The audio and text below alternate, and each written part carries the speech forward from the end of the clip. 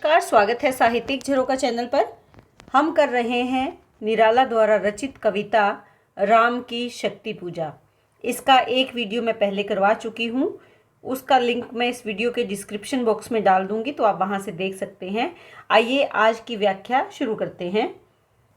कल जो हमने वीडियो किया था उसमें जितना हमने किया उसमें हमने जाना था कि इस कविता में जो प्रारंभ है वो पहले दिन के युद्ध के बाद का है। पहले दिन का युद्ध समाप्त हो चुका है। राम और रावण की सेना दोनों ही बिना किसी निर्णय के युद्ध भूमि से चली जा रही हैं। यह युद्ध भूमि में किसी का भी कोई निर्णय नहीं हो पाता। ना तो राम की सेना विजयी होती है और ना ही रावण की सेना की पराजय होती है। दोनों ही सेनाएं बहुत ही अपने दल बल और शौर्य कौशल से युद्ध लड़ती हैं। उसके बाद इस पूरे घटनाक्रम को पूर्व दीप्ति शैली में यह दिखाया गया है कि दिन में युद्ध कैसा हुआ। आज जो हम कर रहे हैं उसमें है कि युद्ध के बाद क्या घटनाक्रम घटित हुआ। तो यहाँ पर कवि क्या कहते हैं, लोटे युगदल राक्षस पदतल पृथ्वी टलमल बिंद महोल्लास से बार बार आकाश विकल।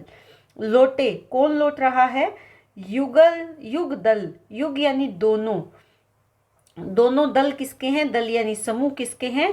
राम और रावण की सेनाओं के जो दोनों दल हैं वो लौट पड़े हैं। क्यों? क्योंकि आज का युद्ध समाप्त हो गया है। राक्षस के पैरों के नीचे पृथ्वी टलमल, टलमल का मतलब कांपना, कांप रही है, या पृथ्वी में कंपन हो रहा है। कंपन क्यों हो रहा है? क्योंकि जो राक्षस है उन्हें अपनी हारने की खुशी है, या अपने जीत की आशा उनके मन में जगी हुई है। इसीलिए वो बिंद महोल्लास, बिंद यानी युक्त होकर, किससे युक्त होकर? महा उल्लास से, यानी खुशी से युक्त होकर वो उल्लास कर रहे हैं, शोर कर रहे हैं बार बार, और उनकी ध्वनियों से बार बार आकाश क्या हो रहा है? व्याकुल हो रहा है, बेचैन हो रहा है। देखिए यहाँ पर जो राक्षस सेना है वो अपनी जीत की, या यूं कह सकते हैं कि राक्षस सेना जो प्रहार को रोक पाने में सक्षम हो जाती है राम की सेना के प्रहारों को, इसीलिए वो अपनी महानता पर प्रसन्नता या कोलाहल से बार बार व्याकुल होकर शोर करती है, कोलाहल करती है। तो यहाँ पर राक्षस सेना को पहले दिन अपनी सेना का पलड़ा भारी लगता है और इसीलिए वो प्रसन्न होकर भयंकर गर्जना कर रही है। लेकिन जो वानर वाहिनी खिन, वाहिनी यानी सेना, वानरों की जो सेना है वो कैसे जा रही है? खिन मन से, अर्थात वो खुश नहीं है, वो बिल्कुल ही बेचैन है, दुखी है, निराश है। लख, लख यानी देखकर, निज अपने पति कौन है? स्वामी। वानरों की सेना के स्वामी कौन है? श्री राम है। उनके चरण चिन्हों को देखते हुए, यानी राम उनके आगे चल रहे हैं और वानर सेना निराशा और दुख के भाव से भरी हुई राम के चरण चिन्हों को देखते हुए उनके पीछे चल रही शिविर की ओर, और वो अपने शिविर की ओर लौट रही है, चल रही है। सतवीर दल जो विभिन्न, सतवीर दल यहाँ पर क्या है? सतवीर दल से तात्पर्य क्या है? बौद्ध भिक्षुओं का जो दल होता है, बौद्ध भिक्षु, बुद्ध धर्म को मानने वाले जो बौद्ध भिक्षु हैं, बौद्ध भिक्षुओं का दल। बौद्ध भिक्षुओं का दल कैसे आगे बढ़ता है? बिल्कुल शांत भाव से, जैसे बौद्ध भिक्षु अपने गंतव्य या अपने मठ की ओर लौटते हैं, बिल्कुल उसी प्रकार दीनहीन दशा या दुखी मन से। देखिए बौद्ध भिक्षु का मतलब ये नहीं है कि बौद्ध भिक्षु जब अपने मठ की ओर लौटते हैं तो वो दुखी मन से लौटते हैं। वो इस संसार के प्रति विरक्ति का भाव लेकर अपने मठ की ओर जाते हैं। उसी प्रकार का भाव, उसी प्रकार की युद्ध से विरक्ति का भाव या युद्ध में हारने का जो भय का भाव है वो वानर सेना के मन में है। यहाँ पर जो आया है तो यहाँ कौन सा अलंकार होगा? यहाँ उदाहरण, जैसे, जो यानी जैसे। तो वानर सेना कैसे जा रही थी? जैसे बौद्ध भिक्षुओं का दल सायं के समय अपने मठ की ओर लौटता है। तो यहाँ पर कौन सा अलंकार होगा? उदाहरण अलंकार होगा। यहाँ पर आप उपमा अलंकार भी लिख सकते हैं, लेकिन ज़्यादा उपयुक्त कौन सा रहेगा? उदाहरण अलंकार यहाँ पर रहेगा। प्रशमित है वातावरण। प्रशमित का मतलब क्या है? शांत है। वातावरण यानी चारों तरफ बिल्कुल चुपचाप है, शांत है। नमित मुख। नमित का मतलब क्या होता है? झुका हुआ। किसका मुख झुका हुआ है? झुका हुआ। किसका मुख झुका हुआ है?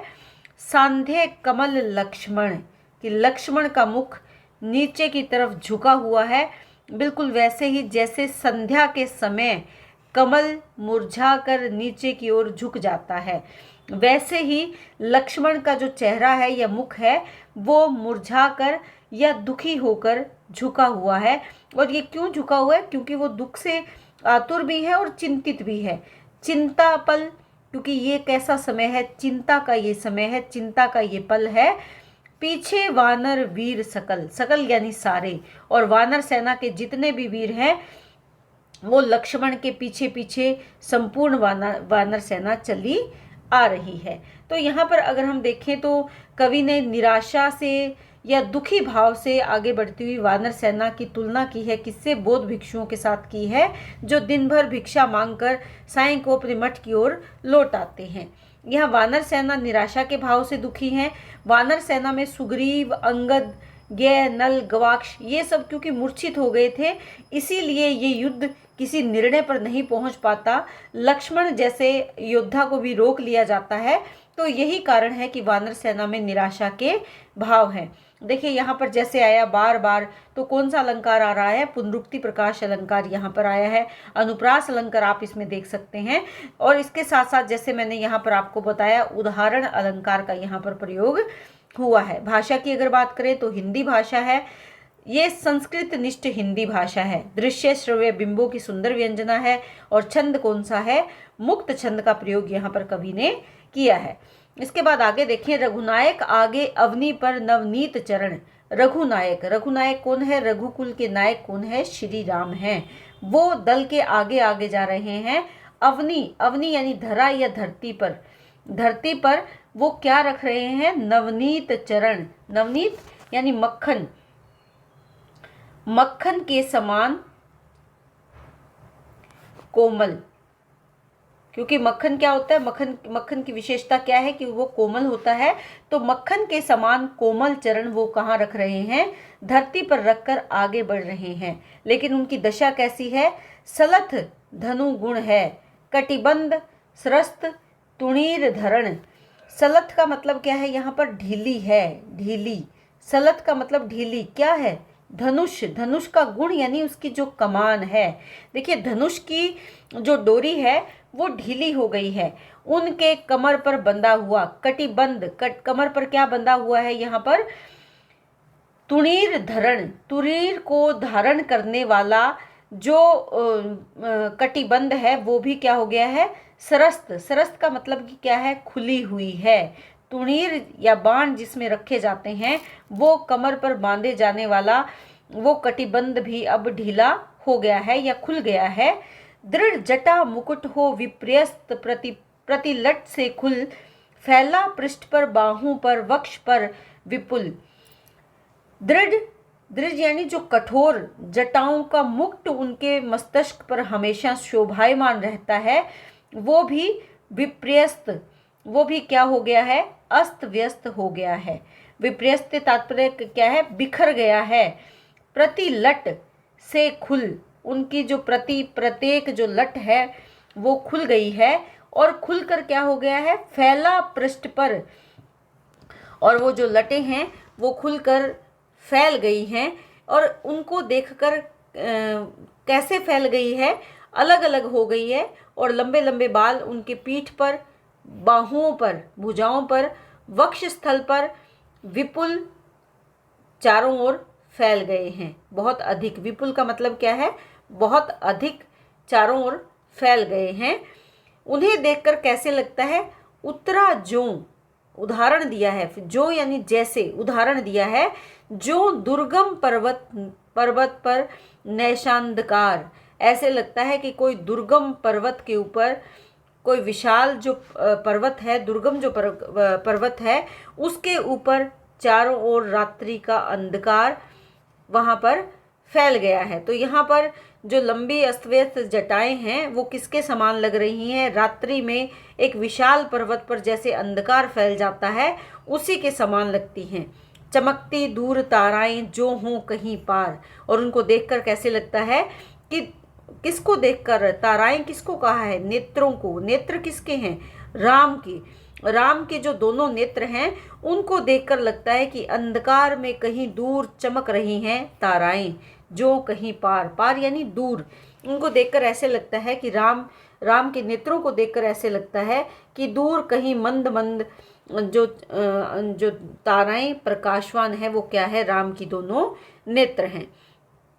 तो यहाँ पर भी अगर देखें, युद्ध क्षेत्र में जो निराश होकर राम लौट रहे हैं उनकी जो अस्त व्यस्त अवस्था हो गई है उसका सजीव वर्णन यहाँ पर किया है। इसके साथ साथ मक्खन के समान कोमल उनके क्या है? चरण है। तो यहाँ कौन सा अलंकार आएगा? यहाँ पर उपमा अलंकार आएगा। इसके साथ साथ हमने यहाँ पर बताया जो यानी जैसे, तो यहाँ क्या आ गया? उदाहरण दिया है। तो कौन सा अलंकार आएगा? उदाहरण, या फिर यहाँ पर आप उपमा अलंकार भी लिख सकते हैं। दृश्य बिंब है। इसके साथ साथ अगर देखें तत्सम प्रधान हिंदी भाषा का प्रयोग यहाँ पर किया है। मुक्त छंद का प्रयोग यहाँ पर हुआ है। देखिए, इससे पहले जो हमने ये पद किया था इसमें एक आप मानवीकरण अलंकार भी लिख सकते हैं कि यहाँ पर देखिए आकाश व्याकुल हो रहा है। आकाश विकल यानी आकाश व्याकुल हो रहा है, अर्थात आकाश में मानवीय भाव आ रहे हैं। तो यहाँ पर आप मानवीकरण अलंकार भी शामिल कर सकते हैं। मानवीकरण, ये अलंकार भी यहाँ पर आप डाल सकते हैं। तो इसके बाद अगर हम आगे देखते हैं, आए सब शिविर सानू पर पर्वत के मंथर। मंथर यानी धीरे धीरे आ गए सब शिविर, शिविर की ओर सब लौट आए। और शानू यानी चोटी पर, किसकी? पर्वत के। शानू का मतलब क्या है? चोटी है। किसकी चोटी है? पर्वत की चोटी है। और कैसे आए? मंथर यानी मंद गति से धीरे धीरे चल रहे थे। सुग्रीव विभीषण जामवान आदिक वानर। सुग्रीव, विभीषण, जामवंत आदि जो वानर सेना थी, सेनापति दल विशेष के अंगद, हनुमान। और जो यहाँ पर अंगद और हनुमान की बात चल रही है, जो विशेष दलों के सेनापति थे अंगद, हनुमान, नल, नील, गवाक्ष, प्रात के रण का समाधान। ये सभी सेनापति क्या करेंगे? प्रातः यानी सुबह जो युद्ध लड़ा जाना है या आज जो युद्ध लड़ा गया था उसके बारे में, और अगले दिन, प्रातः का मतलब है आने वाली सुबह, उसके रण यानी युद्ध का समाधान ढूंढेंगे, अर्थात उस पर विचार विमर्श करेंगे। और ये विचार विमर्श करने के लिए कौन इकट्ठे हुए हैं? सभी दलों के जो सेनापति हैं यानी मुख्य योद्धा पर्वत के शानु यानी चोटी पर, शिखर पर श्री राम और लक्ष्मण के पास आकर बैठ गए हैं। करने के लिए, क्या करने के लिए? रण का समाधान, युद्ध का, सुबह होने वाली सुबह में जो युद्ध होना है उसके बारे में विचार विमर्श करने के लिए बैठ गए हैं। फिर वानर दल आश्रय स्थल। फिर यानी भेज कर, फिर का मतलब लौटा कर, भेज देना। किसको? वानर दलों को। बाकी जो वानर दल बच गए थे, बाकी जो वानर सेना बच गई थी, उन सभी को कहाँ भेज दिया? शिविर में, आश्रय स्थल में, जहाँ पर उनको रुकना था, रात्रि को विश्राम करना था, वहाँ उस विश्राम स्थल में सब पूरी सेना को भेज दिया।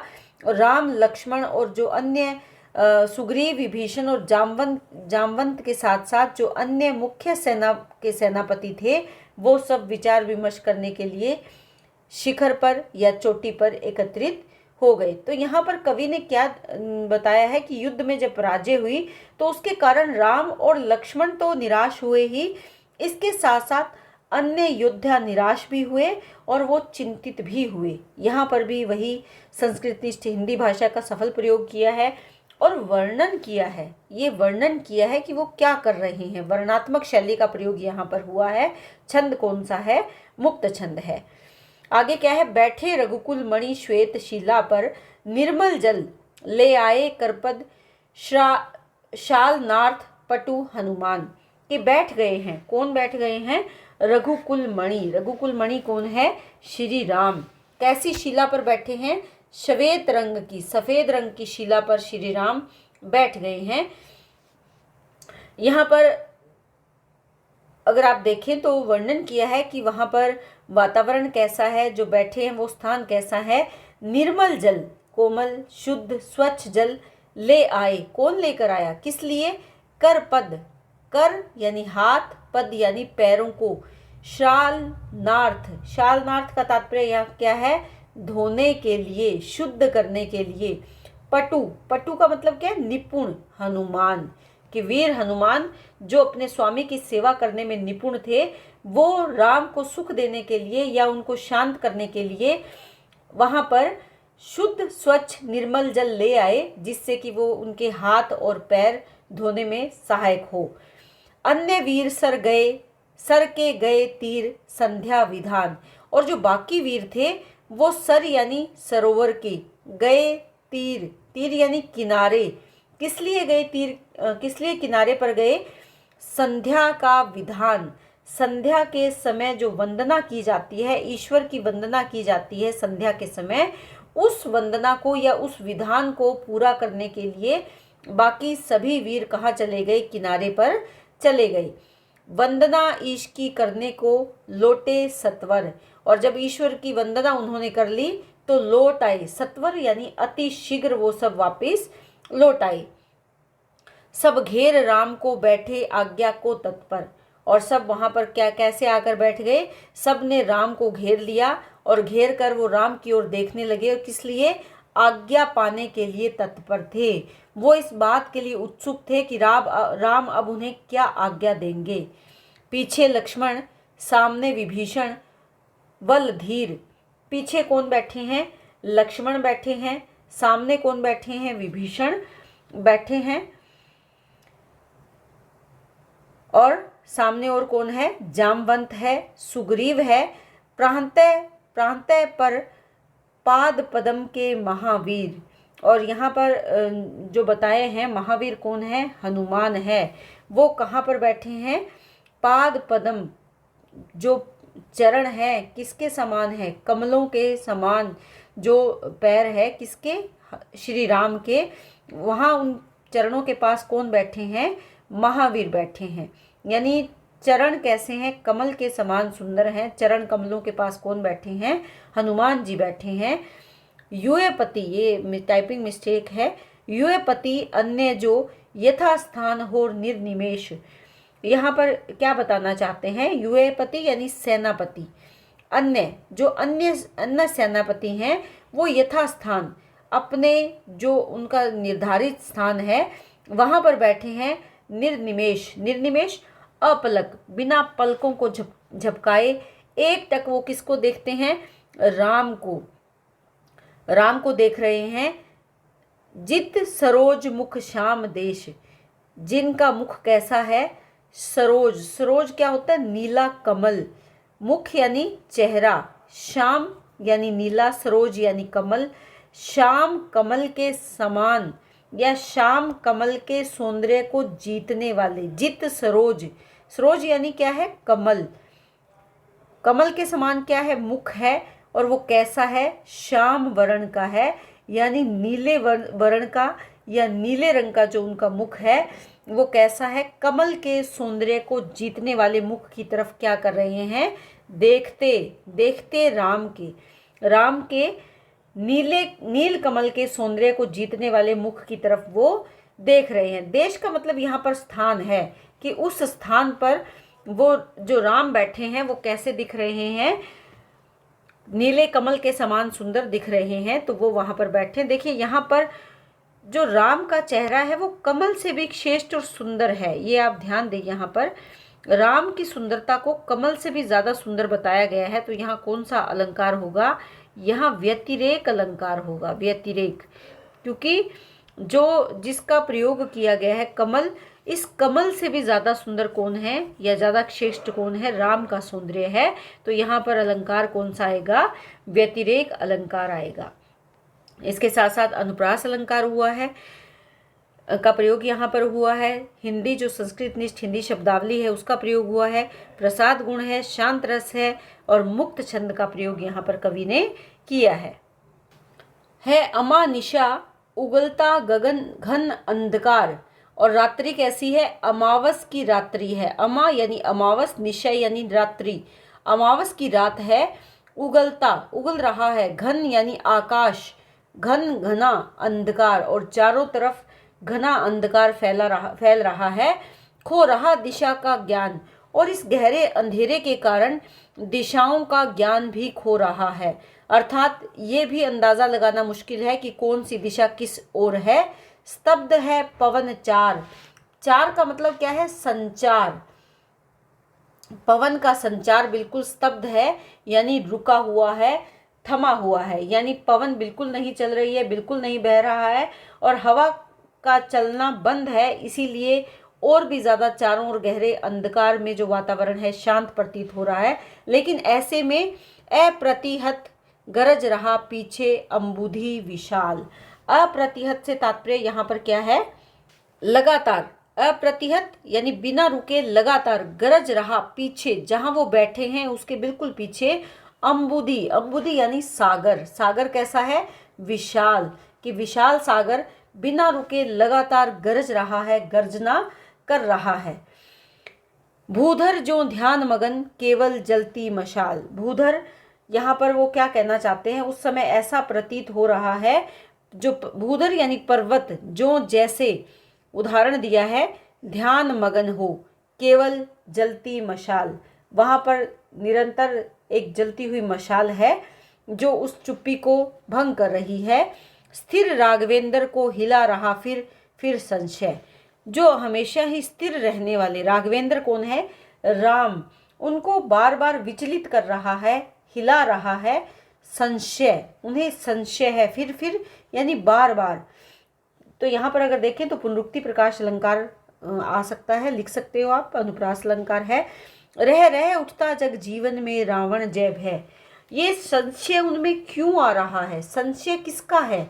रह रह उठता जग जीवन में रावण जय भय। रावण की जीत का संशय, रावण की जीत का भय बार बार उनके मन में रह कर, जो राम का संसारिक जीवन है, जग जीवन यानी संसारिक जीवन में बार बार रावण की विजय का डर उनके मन में उठ रहा है या उनके मन में सता रहा है। जो नहीं हुआ आज तक हृदय रिपु दम में शांत। कि आज तक रिपुओं का, रिपु यानी शत्रुओं का दमन करने या विजय प्राप्त करने वाला हृदय जो आज तक कभी भी श्रांत यानी व्याकुल नहीं हुआ, लेकिन आज क्या है? वो व्याकुल हो रहा है। एक भी अयुक्त लक्ष्य में हो रहा दुराक्रांत। यहाँ पर वो क्या कहना चाहते हैं? ये वो हृदय है जो अकेला ही, अयुत यानी 10,000। यहाँ पर आप ध्यान दें, अयुत का मतलब है 10,000 और लक्ष्य का मतलब क्या है? लाख। लाख, 10,000 या लाख, कितने भी शत्रु को क्यों ना हो, ऐसे में रहा जो दुराक्रांत, कभी भी पराजित नहीं हो सका। तो यहाँ पर क्या कहना चाहते हैं? अदमनीय या जिसका कभी दमन नहीं हुआ या कभी भी जो पराजित नहीं हुआ।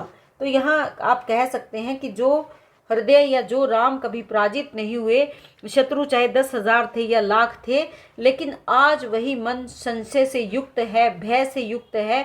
उसी मन में आज डर का भाव है।